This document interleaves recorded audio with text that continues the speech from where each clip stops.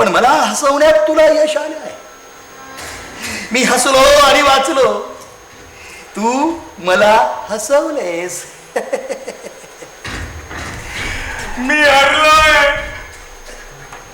ही जागा तशी आहे की या राजप्रसादात असंख्य सौख्य नांदत असतील, पण इथं विनोद सुचत नाही. तसही असेल, पण ही वेळ सुद्धा विचित्र आहे. आजचा दिवस तुला शुभ दिसत नाही, म्हणून तुझा हेतू गर्भ प्रयोग हातोहात फसला. एकतर माणूस म्हणून माझ्या मनातून उतरला असतास, पण निदान गळा तरी पूर्ण दाबून टाकायला हवा होता, किंवा तुझ्यातील नटाने समरस होऊन आपले काम तरीच न्यायला हवे होते.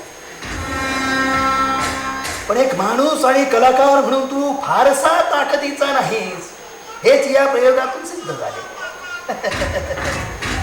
मला नाटकातले चांगले कळते.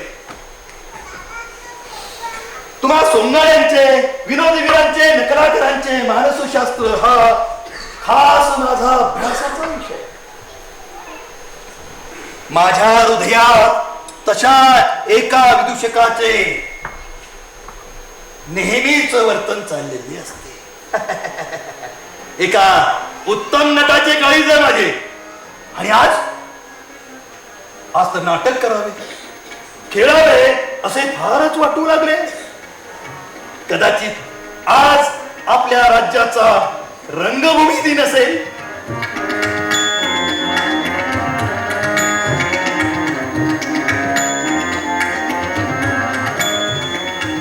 चल नाटक करूया.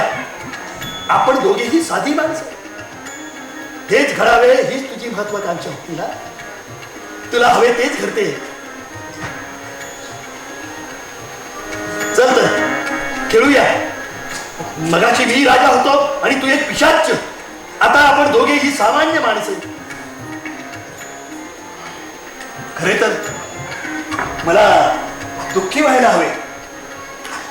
राज्य गेले, राजपद गेले, असामान्याचा सामान्य झाले, पण मला तर आनंदच होतोय. सामान्य झाल्याचा आनंद होतोय, मोकळे झाल्यासारखे, चुकल्यासारखे वाटते. तुला तू का असा दुर्मुखलेला? तुला कसली काळजी, कसली भीती? उदास मी व्हायचे, तू सुतकी का? मला तर सामान्य झाल्याचा ब्रह्मानंद प्राप्त झालाय. सामान्य झाल्याचे दुःख होण्याऐवजी त्यातले समाधान आणि आनंदच मिळतोय. आणि तुझ्या ओंगळ आणि विद्रूप चेहऱ्याला कशी राजेशाही झळाळी प्राप्त झाली. आता तुला खेळावेच लागेल. चल राज्य कर, राजा हो. तुझी पदक पदक पावले टाकत पदक हो. सिंहासनावर बसून तुझी सात्विक आणि तात्विक अंडी उवत बस.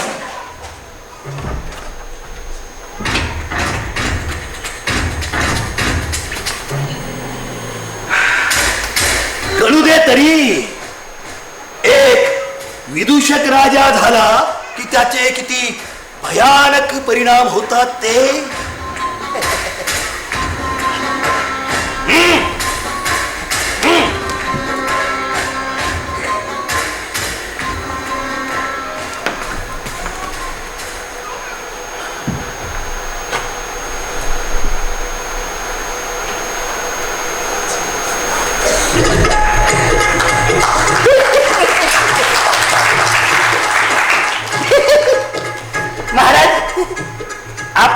नम्र सेवक आपल्या सेवेत हजर आहे.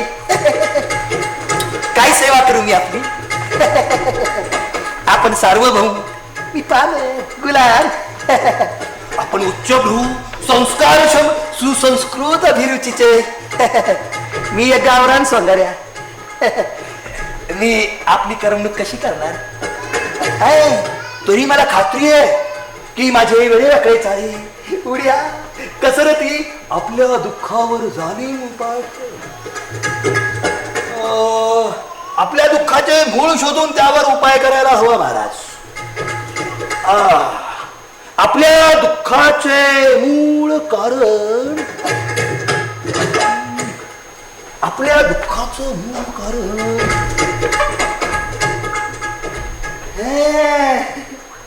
राणी सरकार आजही आहे. एक कलावंत म्हणून या एकाच घटनेवर विविध शक्यतांची निर्मिती माझ्या कल्पना शक्तीच्या आधारे मी सहज करू शकतो. त्यांचा आविष्कार काव्य, चित्र, नृत्य आणि नाट्य याच्या साहाय्याने सहज करू शकतो. तर करू सुरू.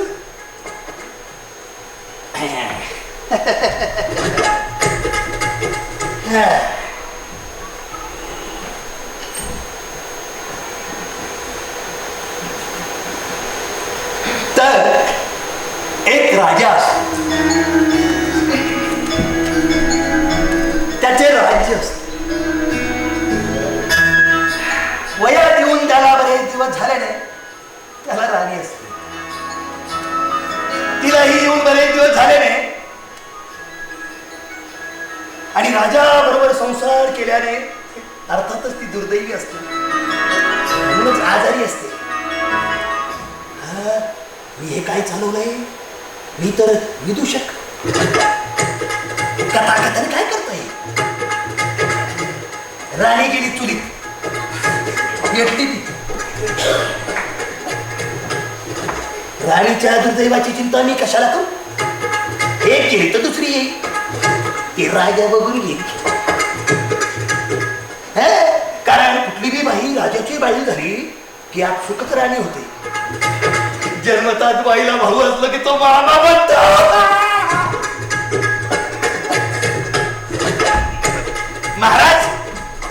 महाराज आपल्या या स्वराज्यात अप्रतिम विनोदावर खुश होऊन हसण्याची परवानगी द्यावी महाराज. आता आपल्याला पक्की खात्री झाली असं की इतका जातीवंत अस्सल महामूर्ख विदूषक इतर कुठल्याही राजाच्या पदरी असणे शक्य नाही. आणि त्याचा हेवा वाटत असेल ना तुम्हाला?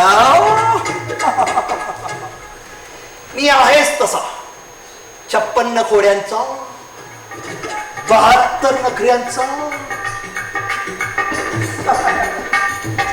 या बाबतीत आमची तुलना फक्त बायकांशीच होऊ शकते.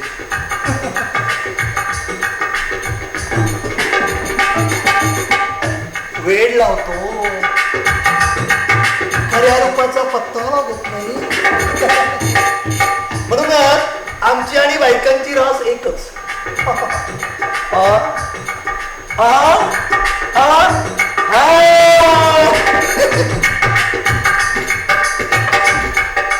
म्हणून राणीने मला पुरेपूर ओळखले.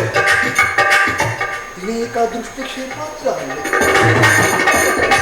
आणि कितीही नटलो, सजलो, ऐटीत वागलो, रुबाब केला, तरी तिने नेमके हेरले होते की या उत्तम उत्तम वस्त्रांच्या आत दडला एक जातीवंत अस्सल महामूर्ख. मी राजाच्या रूपात आलो तरी तिला नेमके कळत असे की हा विदूषक आहे.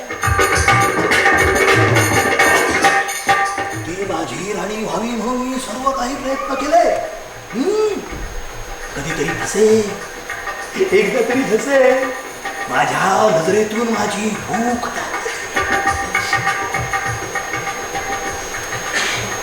शक्य होते ते सर्व केले. कल्पनेच्या भराऱ्या मारून तिची स्वप्ने पाहिली. पण महाराज, प्रत्यक्षात तिचा सहवास फक्त आपण भोगला. चुकलं महाराज. नटाने कृती करायची असते, त्याने आत्मकथा सांगू नये, प्रवचने देऊ नये, तरी हसावे, खेळावे, नाचावे. चला तर मग नृत्य करूया. राणी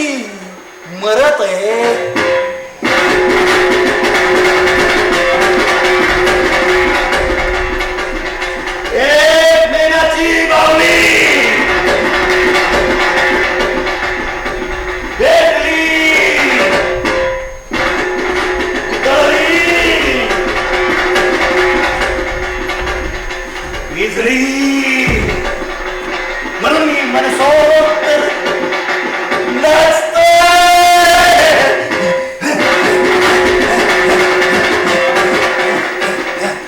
बेशरम विदूषका,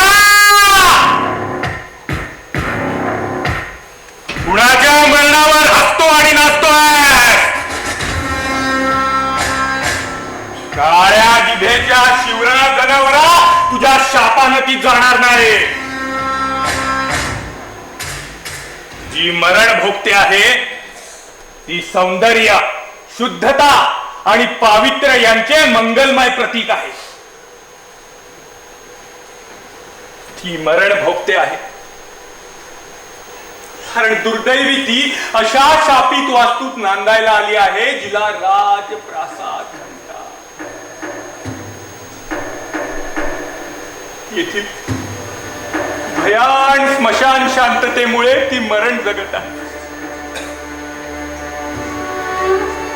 या वास्तूवर अशुभशूच्या घुबडांच्या सावल्यांची छत असते, जेथील भिंतींना बोचरे डोळे असतात आणि जेथील प्रत्येक दालन हे हाल हाल करून मारणारा सुशोभित मृत्यूगोल असतो. अशा वास्तूत ती नांदायला आली आहे तिला राजप्रासाद म्हणतात.